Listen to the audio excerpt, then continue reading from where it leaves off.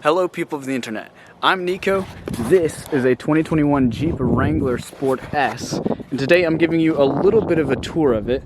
I've got an actual full review on the Auto Reports Weekly channel, but this will be kind of a quick guide slash little quirks review. Now, starting it off at the front, you'll see in the headlights, there's a little Jeep face in there. They have it in both headlights, and you can see stuff like this. This goes to show that automakers just love what they do. Now, you can find more evidence of this kind of hidden quirks detail stuff like this. A little Willis Jeep climbing up the side of the windshield.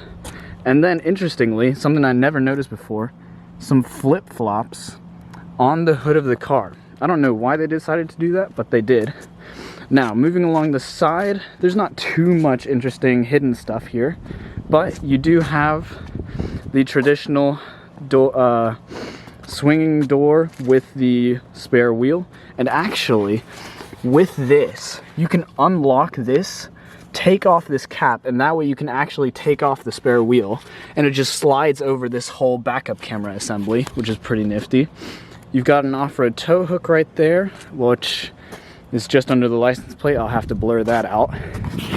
And then I want to come back to the front actually, because the windshield, as you can probably tell, there's a little hinge there, which means that you can take this whole thing down. It literally folds flat, which is like the coolest thing ever. You can literally take off everything. You can take the doors off, the sides, the roof, and even the windshield. And when you move the windshield down into the flat position, it actually rests on these little rubber bits here, which for one thing, they look pretty cool, I'm not gonna lie. And two, they actually act as the housing for the water jets for the windshield. So whenever you have to clean your windshield, water jets, they spray the windshield washer fluid onto the windshield, and wha-bam, it's all clean. Now, moving on inside, there's a few other things I want to look through. First off, glory oh glory, manual transmission. It's quite tight actually, which you wouldn't necessarily expect from a Jeep, but it is. And then you also have the pull up to get into reverse, which is nice. High and low range for the four-wheel drive, and then also for regular driving there's the 2 high.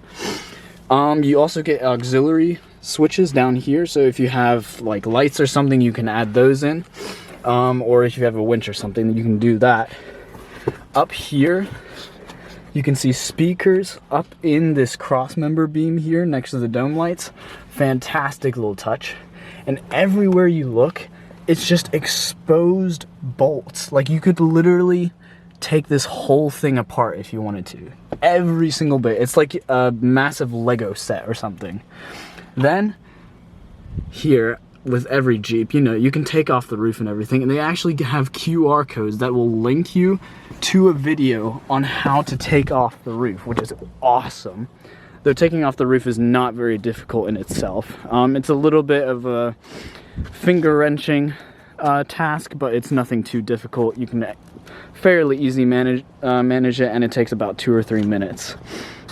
Now, interestingly, you'll notice that there's no fuel filler door. You can literally just take this off. There we go.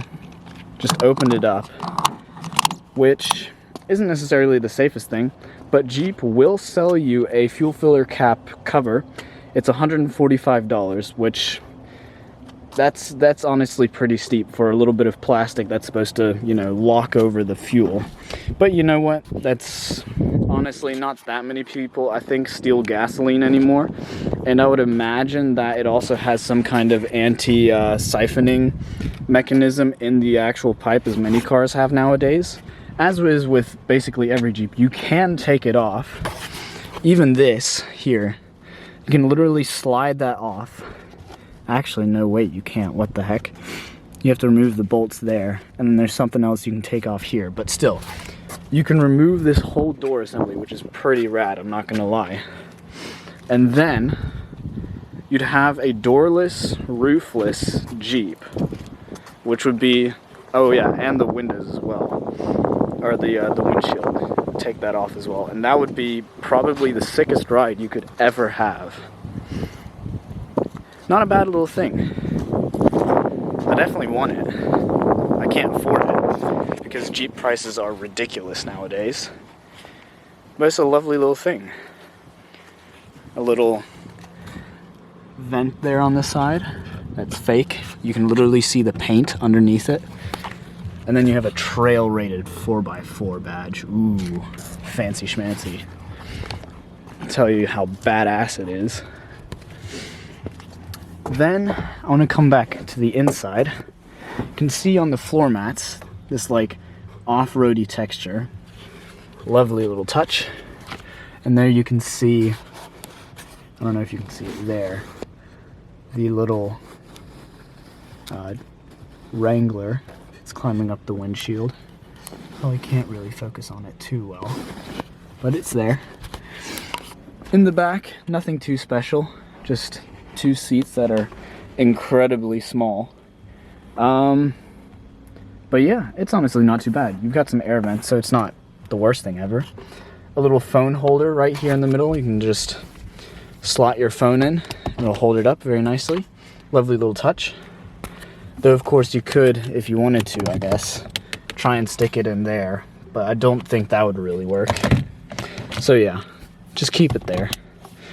And then also in here you have like a little storage area, hidden one, where there's some screws. I'm not really sure what that's for, I'll be honest, but they're there. And it's also lockable. You can see there, little lock on top. And then there's the regular storage area inside with another USB port. I don't know why they didn't bother to fit it in there, because technically there's a bit of space, but they didn't do that. Or maybe fit it in here with the cigarette lighter, because there's definitely enough room for it.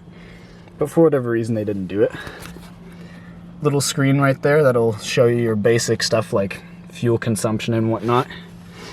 And then there's the infotainment system in the basic Jeep. This is like the lowest low-end screen you can get. And it does next to nothing. You can turn on the radio, connect your phone, make calls, and yeah, that's about it. There's a compass button, so it'll show you your compass, show you which way is north and which way is west and whatnot. You know, compass things. But that's genuinely about it. There's not much to it. The more button literally shows you a menu where you can go to your backup camera and your clock, and it'll show the outside temperature, and that's literally it. Storage is, yeah, you can see the glove box here. Not exactly the most spacious thing in the world. There's enough room for a charger and a little baggie and whatnot, but that's about it. And then of course, as is per usual with Jeeps, the window switch is in the middle. I always have like a weird habit of trying to push these things when it's actually these switches here. But yeah, kind of cool that they have it in the middle. Definitely makes it interesting, a bit more usable than having them on the door. Though then again, if you have the window switches here and you take the doors off, what's the point of having the window switches there? So I don't know. It's kind of pointless to do that anyway, but you know, it still works. What appears to be a speaker right there, which is kind of nice. They have another one on the passenger side, along with the speakers that are up here in the ceiling that I mentioned before. 8-speaker sound system apparently, but I haven't bothered to find all of the speakers. They're kind of dotted around the place. But yeah, as far as I know, the sound system's pretty good. The heater in this is actually exceptional, which is something I wouldn't necessarily expect given the relatively small size of the air vents, but you know, it's actually not too bad. Look at that. Lovely little thing. Could almost call it cute. Not really. It's a kind of handsome little brute.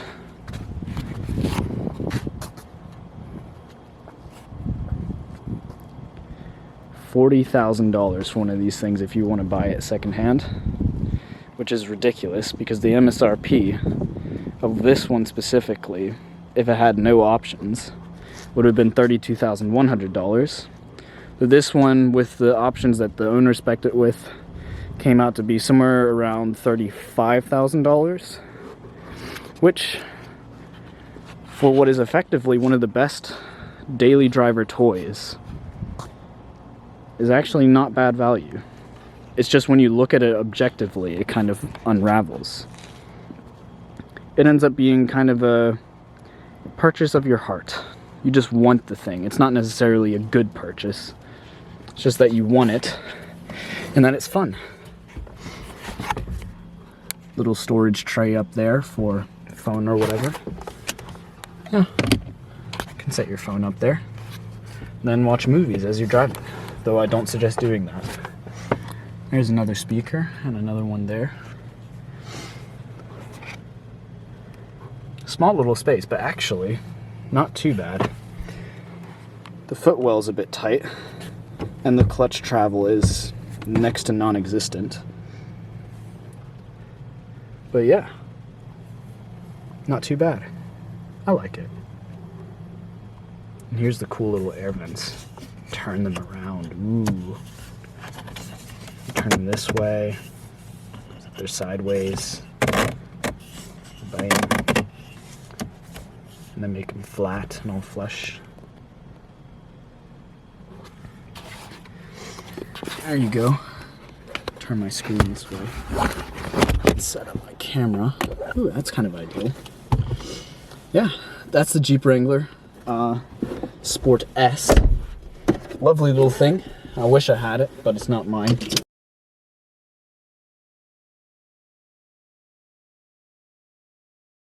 This Jeep's awesome. I love it. The steering sucks, the clutch is whack, but the shifter's great. Having the roof down is awesome, and